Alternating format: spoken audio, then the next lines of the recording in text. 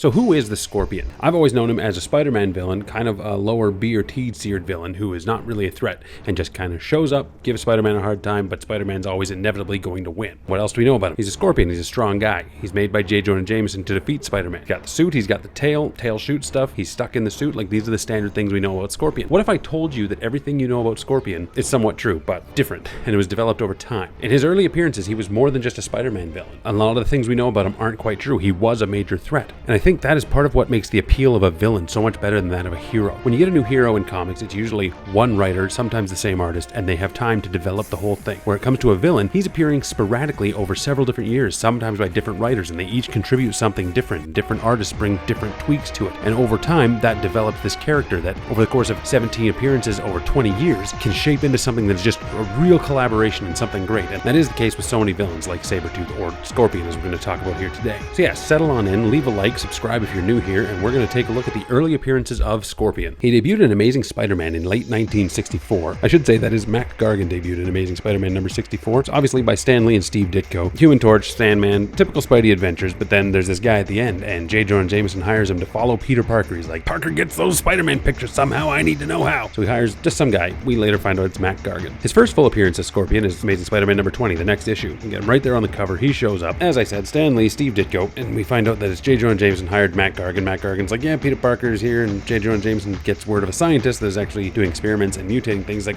you know what, Gargan, I got a better idea. Don't do that. You're gonna beat the crap out of Spider-Man for me. Jameson hires him for $10,000 to undergo this experiment, and that's nearly $100,000 in today's money, so it is kind of something. He's like, oh, okay. So he goes and they shave his head for whatever reason. He drinks a formula and holds onto these rods and then gets this suit, and he becomes the Scorpion. He's strong. He's got this tail. Like, a lot of things we know about him. I personally hate this costume. I don't like the look. Why is his face green? It's dumb. But he shows up and he, like, beats the crap out of Spider-Man. He takes him out. He thumps him on the head with that tail. And that's, I gotta say, about Steve Ditko's art, you can really feel, like, the tail whumping him. I don't know how to describe it, but I can feel it. He takes out Spider-Man. He's like, you know what? Screw the 10 grand. I'm gonna rob a bank and stuff. And J. Jonah Jameson's like, oh no, I don't want this being tracked back to me. Meanwhile, the scientist has discovered that, oh, you know what? This isn't good for humans, and it's gonna make him insane unless I can give him this potion right now. It's just a magical serum. He's like, this will take away his insanity. And Scorpion's like, nah, buzz off. And he chases Scorpion up the building. He's like, you gotta drink this, you gotta drink this. And Scorpion's like, no, and he falls to his death. So I guess any hope for Scorpion's sanity has gone out the window.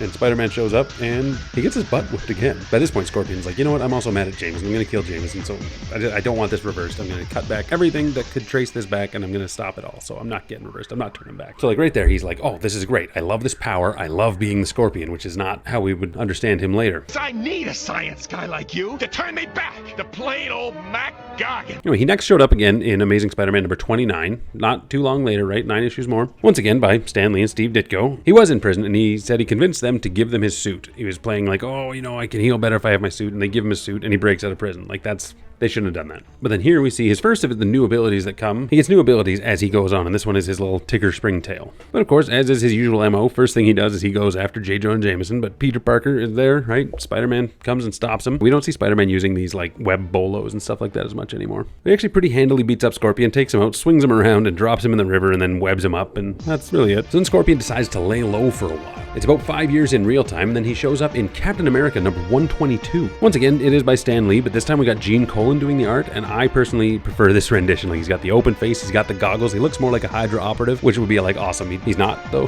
He just shows up and he's like, yeah, I've been laying low for a while. I got this new job and I want to test it all out. So the first thing I gotta do is make sure I'm good enough to take on some random guy. And he jumps some random guy in the street, turns out to be Steve Rogers, who is Captain America. He doesn't know, and he actually beats the crap out of him. Captain America breaks his hand trying to fight him, but he wins. And then he goes off on his job, which is to tail Sharon Carter and actually try to kidnap her for some other guys. Captain America's like, well, not on my watch, that's my girlfriend. Captain America shows up and fights the Scorpion again. Scorpion's starting to get the upper hand, but Captain America actually beats him by hitting him with a tree. He just pulls it back and lets it go fwang right in the face.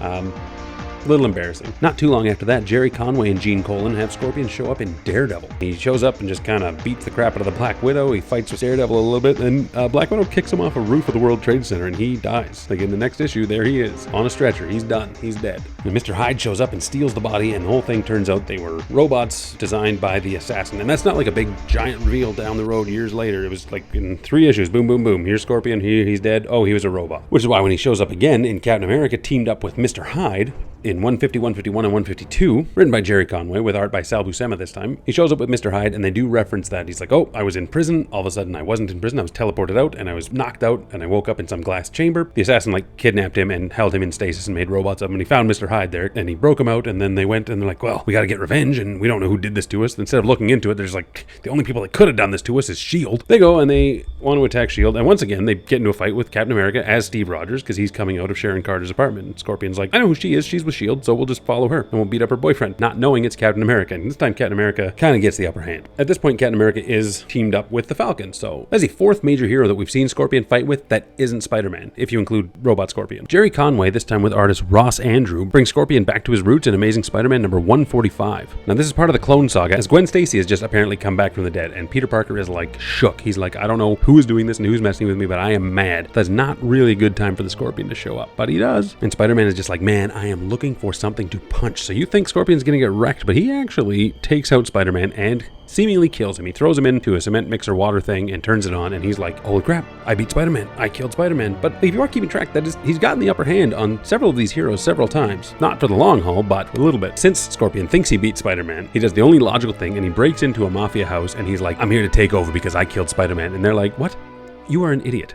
He's like, no, I'm taking over your territory because I got Spider-Man and I beat him. They're like, turn on the news. He turns on the news. Spider-Man's there. He's alive and well. And they all just pull out their guns and shoot on him. And he's like, oh, okay. So he just takes off. And I find that hilarious because it's this one time he's like, I'm going to do something bigger than just be a bank robber and a thug. He wants to take over some territory and he just instantly fails. He goes and he has a run-in with the Jackal. And the Jackal's like, you want to get to Spider-Man? You go attack this Peter Parker and his aunt. And he goes. He does. He attacks Aunt May in the hospital because she's old and frail. And then Peter Parker's like, what the heck? He has a little tussle with Scorpion. Scorpion has a real tendency of battling with these heroes in their secret identities and not really realizing it. But then Spider-Man does show up and he is very angry this time and he just destroys Scorpion and ends up hanging him from a gargoyle. And Scorpion, I guess, is afraid of heights at this point. So then this is where we start to see that a little bit of a wuss coming out and not maybe this big, giant, big bad. We get Scorpion, and he actually gets dragged in by the police and Spider-Man to apologize to Aunt May. It's 2 more years later in Ms. Marvel number 1 that Scorpion appears again. Once again, Jerry Conway. I know I said at the beginning, it's a bunch of different writers, and so far it's just been a couple, so bear with me. Several different titles, though. Ms. Marvel is Carol Danvers. She is Captain Marvel now, but this was her first solo series. She was in Captain Marvel when it was Marvel, the male-led Captain Marvel of the 70s, and she became Ms. Marvel, and now she got her own book. And in this book, she is actually just been made publisher and editor of a women's magazine under the banner of the Daily Bugle. Therefore, her boss is J. Jonah Jameson. And the Scorpion breaks out of prison, robs a bank, and he's like, well, now that I got money set up, I'm going to go and beat up J. Jonah Jameson, because that's all I really ever want to do. He does, and he kidnaps him, and he ties him to a machine. He's like, I'm going to dip you in acid, Jameson, but Captain Marvel this time shows up, and she saves the day, and ends up throwing Scorpion into the vat of acid, and he gets all burnt and melted and runs away. He's intercepted by Hydra and someone called the Destructor, and they kind of team up. They don't really team up, they just happen to fight Captain Marvel at the same time, but like this, he's got his eye is melted, his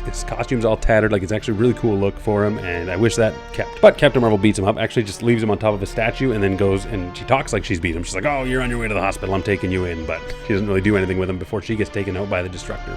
And he just slinks away. But it is in these Captain Marvel issues where he does say, I am stuck in this costume. I can't feel the sun on my own skin. Jameson, you ruined my life. And where did that come from? We don't know. It's never been the case before. He's been out of his costume several times, but this time they say he's stuck in it. So I was like, oh, maybe that's where this thing came from. Then in Peter Parker, the Spectacular Spider-Man, number 21, Scorpion shows back up. Right there on the cover, he's in that cool costume again, but inside he's in there and he's like, I've been hiding in the sewer for how long? He doesn't even know how long. He's kind of going mad. But he references getting covered in the acid. His eye is still all scarred up, and he's like, I'm gonna get Jameson, because screw that guy. So he goes and he breaks into the scientist's house that made him Scorpion in the first place, and he redoes the experiment and gets his powers. He's like, I'm even stronger now. And it's kind of hinted that he's not. He's just crazy. He's just losing his mind. Spider-Man shows up, just beats the crap out of him. Like this.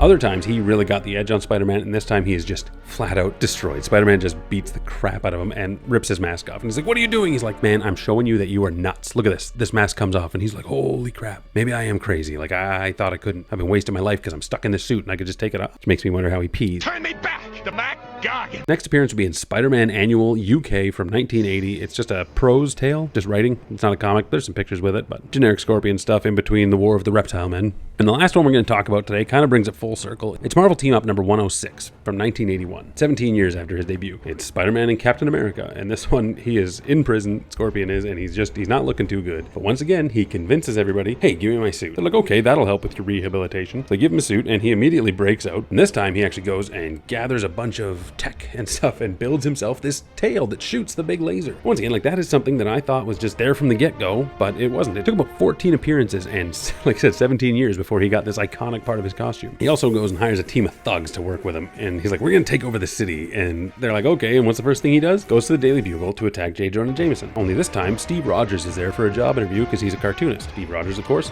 Captain America. So this time, there's Spider-Man and Captain America available to stop the Scorpion. The Scorpion actually takes care of them both, kind of knocks Spider-Man out and throws him out a window, so Captain America has to jump out the window to save him. And Scorpion, once again, runs off with J. Jonah Jameson. He's like, oh, I got you in my clutches. Is this the end of Jameson this time? No, probably not. But Spider-Man and Captain America show up and they beat him, and this kind of solidifies that, I guess. So that is where this comes from. Like, Scorpion is just not a threat. He's always beat. I have a newfound respect for kind of reading some of this. I think they faltered. I'm not saying they did falter. There's more Scorpion tales to come in the future, obviously. After this, he would join the Masters of Evil very briefly and tussle with the Avengers. He would go on to fight Alpha Flight. He would fight Deathlock. He would fight the Shroud. He would fight Captain America again. And actually, he doesn't have that many more appearances before he becomes Venom. And then he was Venom for over a decade before becoming the Scorpion again. And it's just one of those things. Like, I thought Scorpion was kind of this omnipresent force in Spider-Man's life. I thought he was always there, but really, he hasn't been there a heck of a lot. I find it very interesting to take a look at some of these villains that are created, and they have very sporadic appearances over the years. Next month, we're going to be taking a look at Sabretooth. If you know anyone, hero or villain, that appeared like just over a wild array of different issues in their first few years, let me know.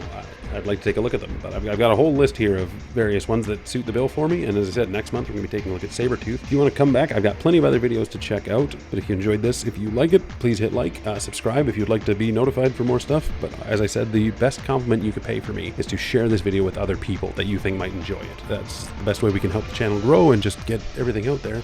Anyway, have yourselves a wonderful week, and I will talk to you later.